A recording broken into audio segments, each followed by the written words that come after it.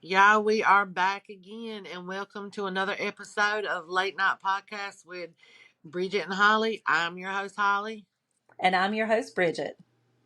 So, Bridget, let's tell everybody what we're going to be talking about on tonight's podcast. This is your damn subject. It's sex after menopause. I don't Sex even I after don't even know where to menopause. begin. Yep. Yeah, because unfortunately, she has not went through menopause yet. How Now, you know? so because like your cycles will kind of start becoming absent and obsolete. Okay, well Like, I had a partial hysterectomy 10 or 15 years ago, so there is no cycle to lose. oh well. So for you, so you're still having yours. No, I had a partial hysterectomy. I don't have periods anymore. Oh, I thought if you had a partial and they left your did they not? Did they leave your ovaries? Yeah. Oh, I thought if you did partial and they left your ovaries that you still had one. Mm-mm. I did not know that. Well, I don't know because, like, for example, my mom, she started going through menopause in her early 50s. Like, I think she was like 52, and she went through menopause up until she was like 60 years old. So she went through menopause Dang. for like almost 10 years. With some people, So what so, what are the signs of menopause? Let's go through this because there's going to be some younger people watching this kind of want to know. So do you have the list of signs of menopause? well, the one thing that usually is your number one sign is usually your absent period. You'll start getting like you might have your period in January and it be for a day, and then you might go February without it. Then you'll have it in March, and you might have it for 2 weeks. Like irregular cycles, missing cycles. Of course, the hot flashes, hormonal changes.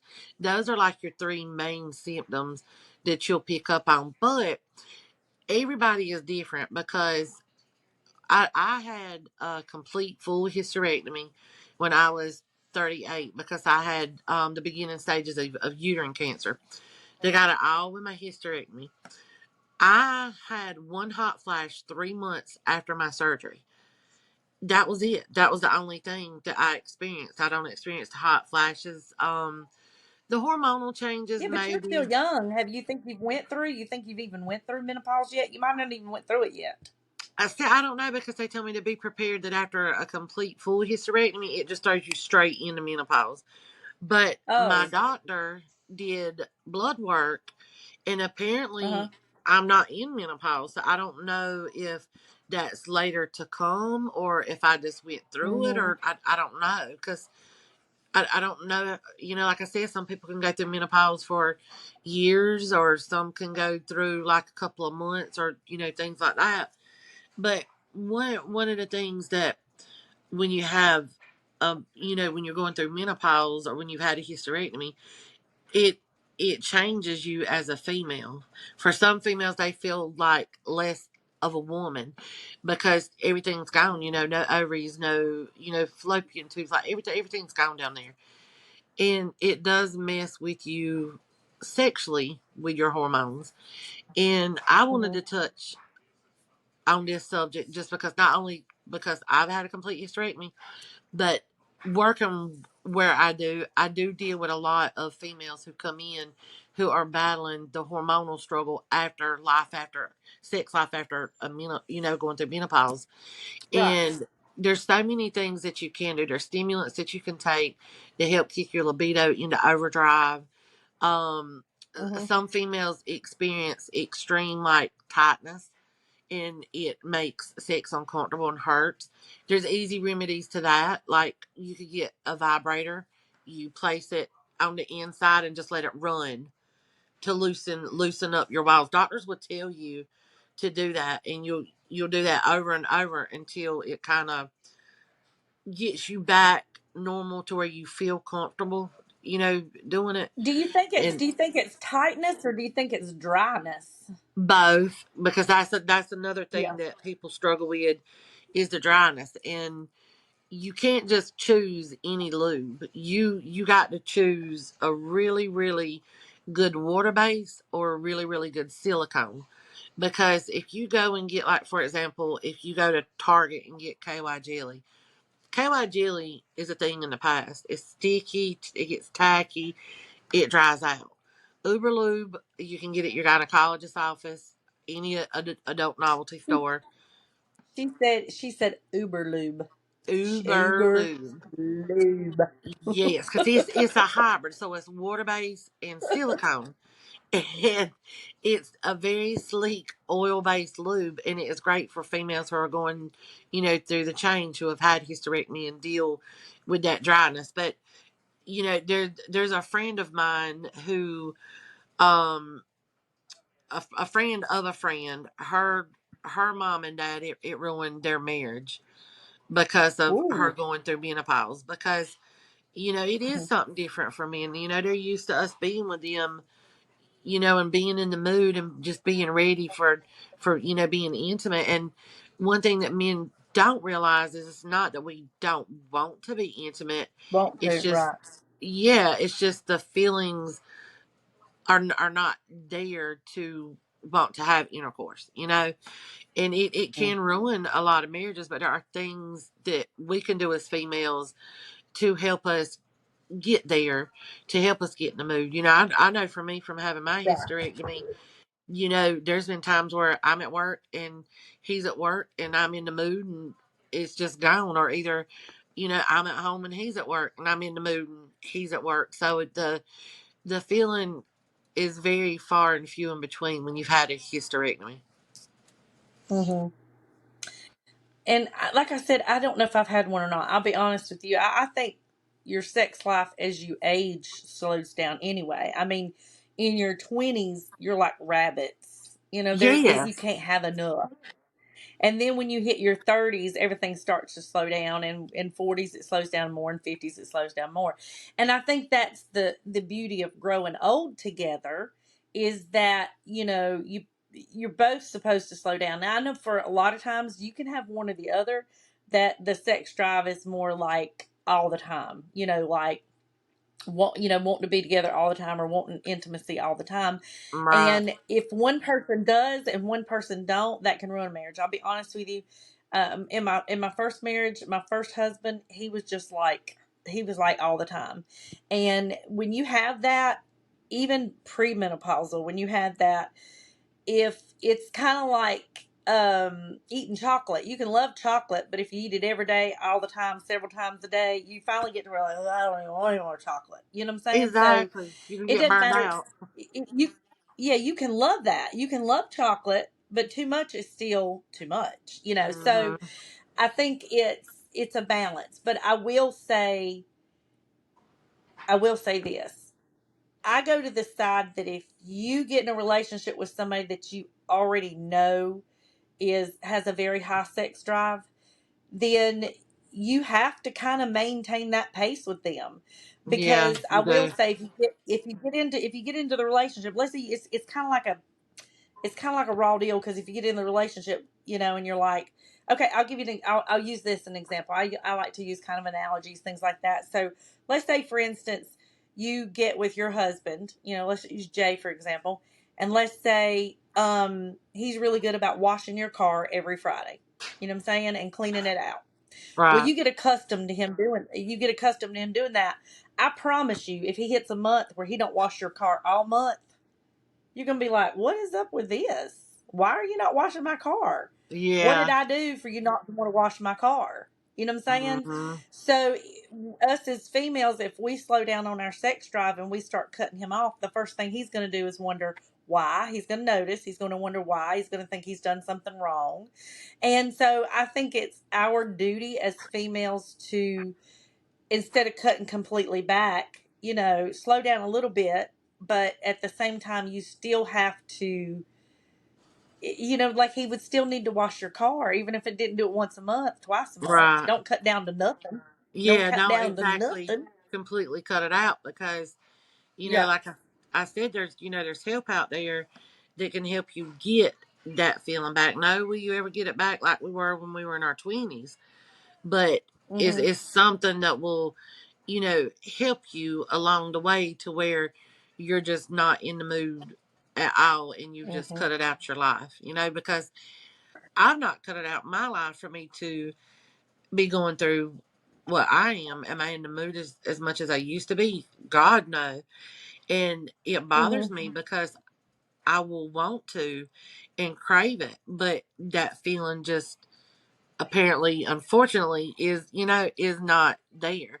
And it Right, does suck right. for us. And I think females who are going through the change, who's had a hysterectomy, I highly recommend that you do sit down and talk to your husband, because if you don't and you don't explain to them what your body is about to go through and how it is going to affect your sex life, it could be a downward spiral for your marriage. You got to make them understand and see, hey, this is not me. This, I have no control over this. This is my Right. body and what it's doing. So I highly Yeah. recommend, if you're going through that, sit down and talk to your husband, make them understand. But there's also things that you can do too, you know, to help at least keep it going and not cutting Yeah. it completely out. Well, I think too, what affects that is I've noticed this, and when I talked to my doctor about it, he said it's very normal. Um, I think orgasms for females after a hysterectomy is less. It's Way less because less. you don't have, Way less. yeah. I wouldn't say way. I mean, I still, you still, yeah, but it is the intensity of it is much less, and so I think because there isn't the same climax that it used to be, pre hysterectomy or uh, pre menopause. I think Yeah. that that's where some of the loss of the interest in it comes in, because it's kind of like telling a guy, I want you to sit here and perform, but I don't ever want you to really climax. I just want you to kind of just, just fit, just sort of, and then find out how much interest you have in it after that. Right. But, you know, I'm fortunate because I've always had a pretty strong interest, in can we say sex? Yes, I think we can on YouTube, but in sex and things like that. But um, I think me and my husband both have slowed down equally. You know what I'm saying? Like Yeah. we're not our we are 50s sex life. You know what I'm Y'all saying? are In on your the 20s, same it was page. every day. Yeah, exactly. And I think that helps. I think when you have a relationship when you're not on the same page, you're exactly Yeah. right. That's where communication is key. Because if and I don't. I think you have to meet in the middle. For Definitely. You women, like I have to. said, You have to. yeah, to go to be like, nope, I don't want anything anymore, and then cut him completely off, and then him want it all the time. It's got to be somewhere in the middle. Yeah, I totally agree, because, just cutting it off, no, you don't want to do that. And I will tell you, a lot of females, when you're going through menopause, 95% of female orgasms are clitoral. It's very hard for Hmm. females to get a vaginal orgasm. And especially when you get older and you're going through menopause, they're almost damn near obsolete. So, I'm if gonna tell you, something that you may not know. oh God, tell me, Do girl, you know that my or tell Do you us. know that my husband could give me a massage, and I can have an orgasm? Girl, see, now I will say something. It's on podcast. So I don't know if I want to air it, but I know I probably said too much saying that. I'll just say I know what you mean by that, because there's Yeah. two little things that can really trigger it for me, but it's kind of embarrassing, because one is really embarrassing and shocked my husband that I was able to do that. Well, see, for me, it kind of came as a surprise because he's for years he's always massaged me, but I Right. think it happened after my hysterectomy, and he was just massaging me one day, and once I kind of honed into, whoa, that was pretty neat. Then and next time he would give me a massage, I would focus on a little bit. Now, mind you, I've always hounded his for massages. Oh, but I really hound him now. Oh, I bet. I mean, that's a Yeah. guarantee O right there. Guarantee Yeah. O. That's all you need, and then Oh, you set. She did it so discreetly. She called it, oh, I'm just out here blaring shit out. You know what I'm saying? I just don't know how long this podcast is going to stay up. Oh my god. It's all due from having I forget that we're on YouTube, and I don't, have to be so discreet like I do on TikTok.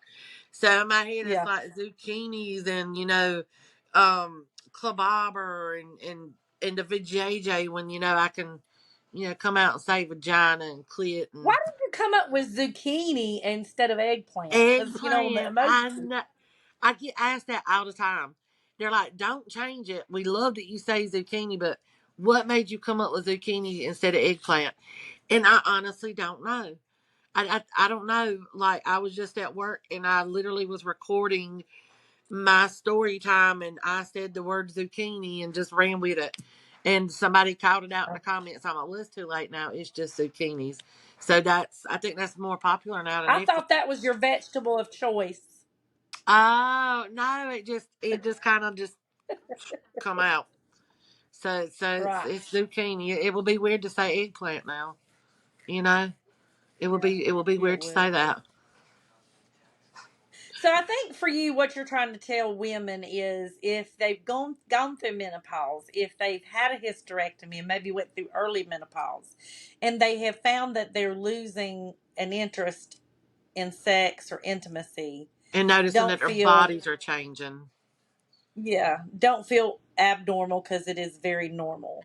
Exactly. It's completely normal. And there is all kind of help out there. There's also support groups that you can join on Facebook, Instagram. Like there's all even on TikTok, there's all kind of support groups that you can join to talk to other women and hear their side because you're not going through it alone. Yeah, yeah. Well, like I said, I haven't. I guess the reason it hasn't been such an issue for me is because me and my husband are on the same page. You know what I'm Right. saying? Like we're at the age now that probably, a couple times a month is pretty normal. You know what I'm saying? Yeah. Oh yeah. Some months more than others, some months less than others, but that's kind of where your average is. Yeah.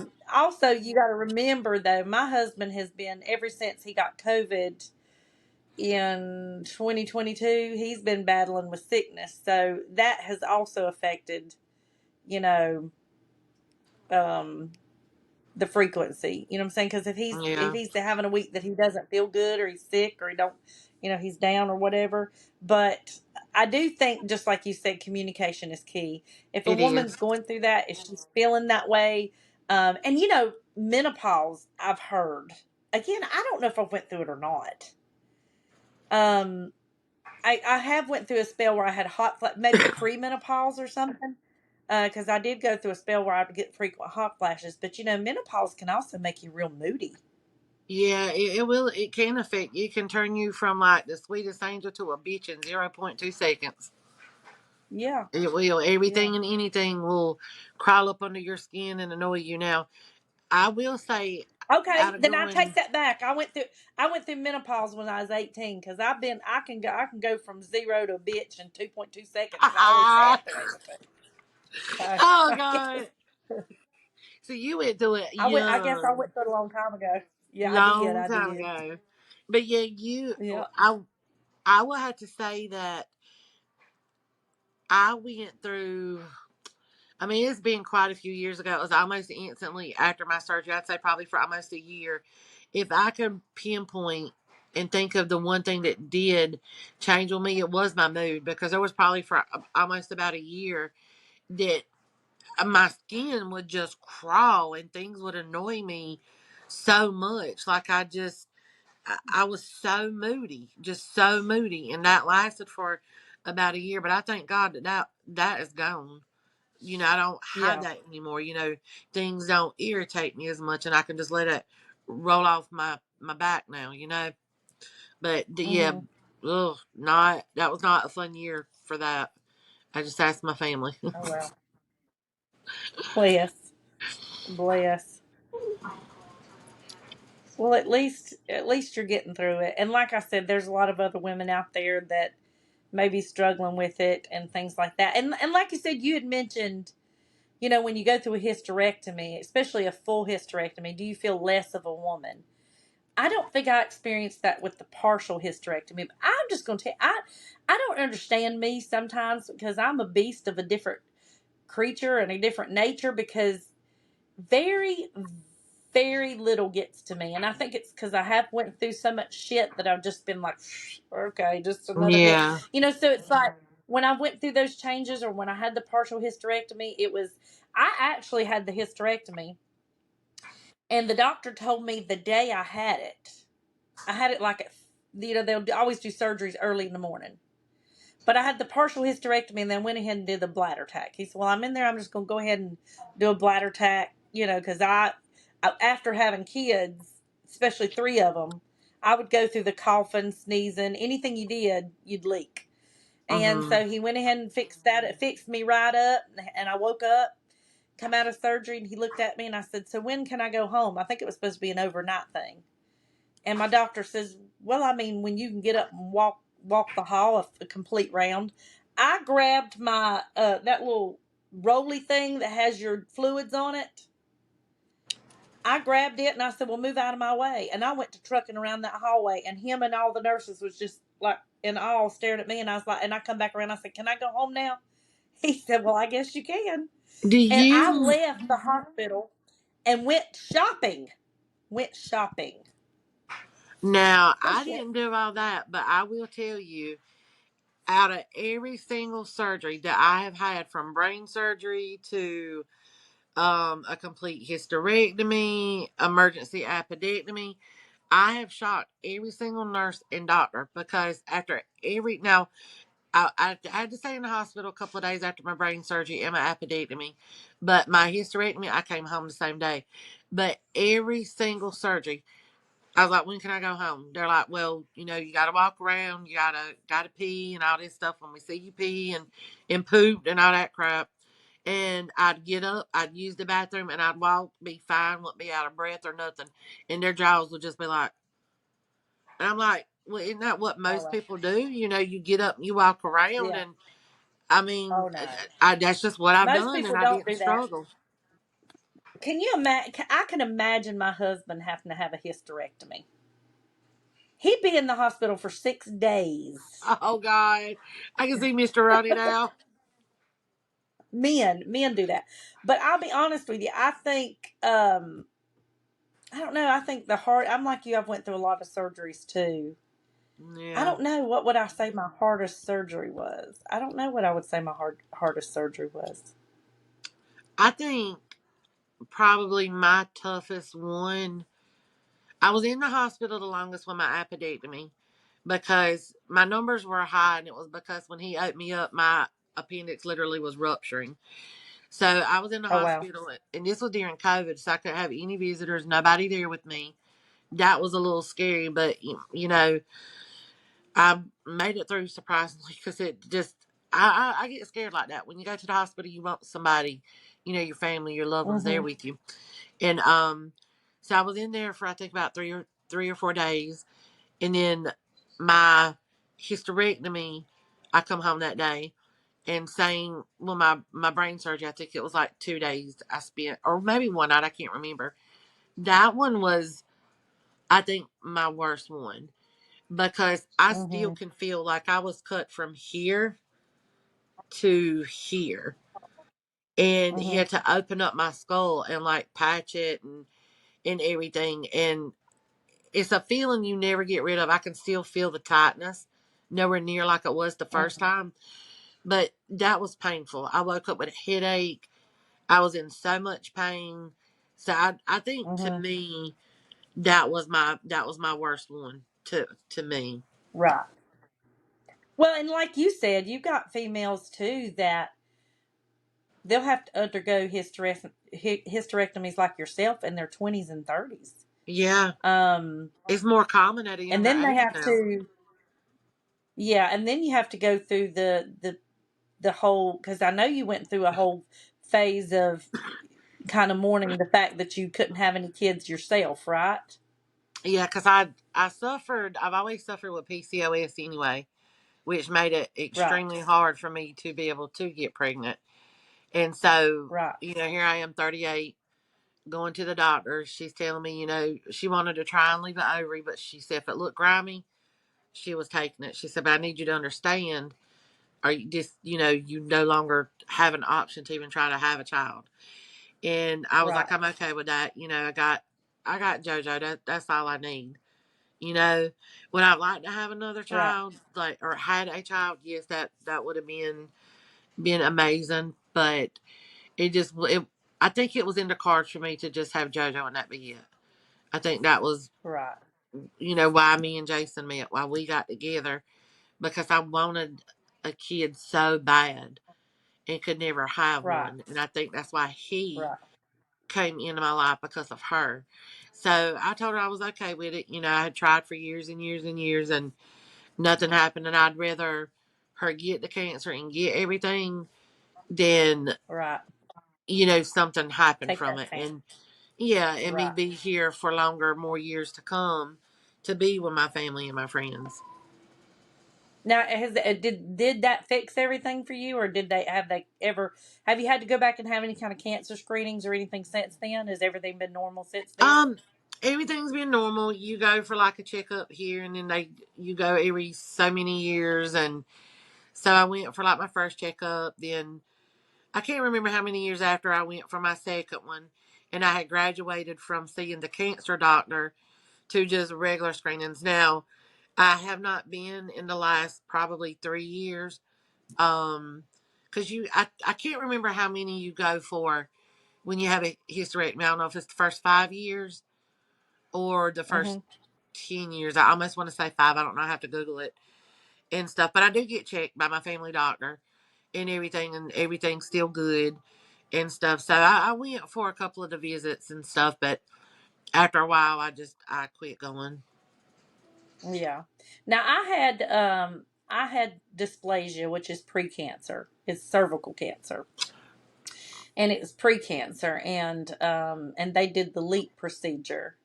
Basically, is where that come from, and they kind of took care of everything. But and that I guess even though this is a podcast about menopause and stuff, I also want to urge all young women to get your pap smears. That is the most Yes, thing you can do to be vigilant and making sure that, because this is where a lot of people don't understand that a lot of your cervical cancers and, ovarian cancers and all this, they come from a sexually transmitted diseases. they do. And they come from a virus called HPV, human papillonia virus.